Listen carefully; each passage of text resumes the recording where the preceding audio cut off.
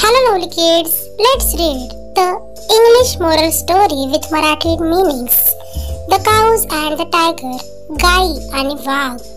Firstly, welcome to PK's Learning, and for more educational videos, don't forget to subscribe the channel. For more updates, let's start the story reading. There was a small village near a jungle. एका जंगलाजवळ एक छोटेसे गाव होते. Village म्हणजेच गाव. The village many cows used to go up to the jungle alone in search of food. गावातल्या अनेक गायी अन्नाच्या शोधात एकट्या जंगलात जात असत.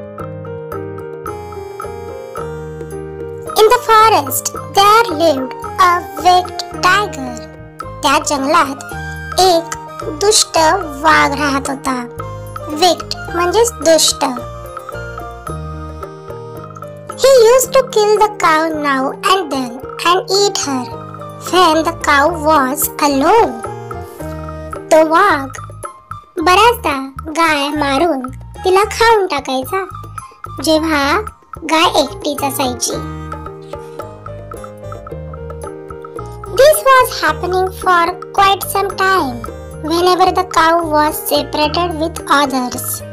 हे बऱ्याच काळापासून घडत होते जेव्हा जेव्हा गाय इतरांसोबत न जाता एकटी जात असे. The cows were now afraid of the tiger attacks. आता गायी वाघाच्या हल्ल्याला घाबरू लागल्या होत्या. One day, all the cows held a meeting to discuss the solution to save their lives from the tiger. एके दिवशी सर्व गायींनी बैठक घेतली. कशासाठी? तर वाघापासून त्यांचे प्राण वाचवण्यासाठी आणि त्या उपायांवर चर्चा करण्यासाठी. An old cow said, "Listen everybody, the lion eats one of us only because we go into the jungle separately. From now on, we will all be together."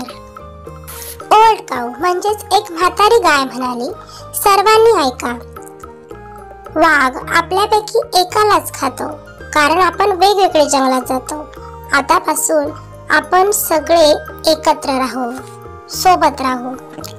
Hearing the old cow's words carefully, all the cows nodded in agreement. म्हाताऱ्या गायीचे शब्द काळजीपूर्वक ऐकून सर्व गायींनी होकारार्थी मान हलवली. From then on, all the cows went into the jungle in a herd. तेव्हापासून सर्व गायी एका कळपात जंगलात जाऊ लागल्या. कळप म्हणजेच group of cows. When they heard or saw the tiger, all the cows quickly come together, lower their horns and stand strong as a group. जेव्हा त्यांनी वाघाचा आवाज ऐकला किंवा त्याला पाहिले तेव्हा सर्व गायी पटकन एकत्र येत, त्यांची शिंगे खाली करत आणि एक गट म्हणून मजबूत उभे राहत. Seeing all those cows together and hearing their lowing, the tiger became scared. त्या सर्व गायींना एकत्र पाहून आणि त्यांचा आवाज ऐकून वाघ घाबरत असे. Because even a tiger wants to save its life, कारण वाघालाही आपला जीव वाचवायचा असतो. And went back to the forest, आणि तो जंगलात परत गेला.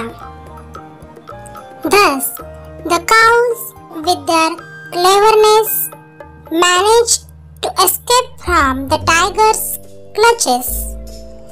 Cows decided to stay together always. Soon they became good friends.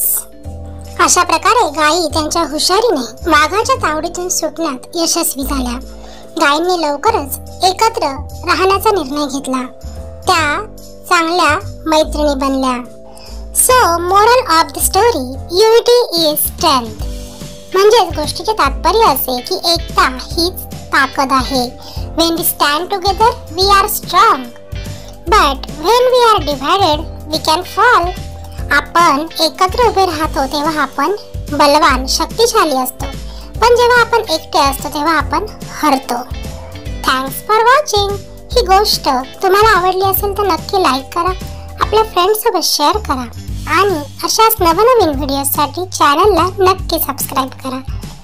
धन्यवाद.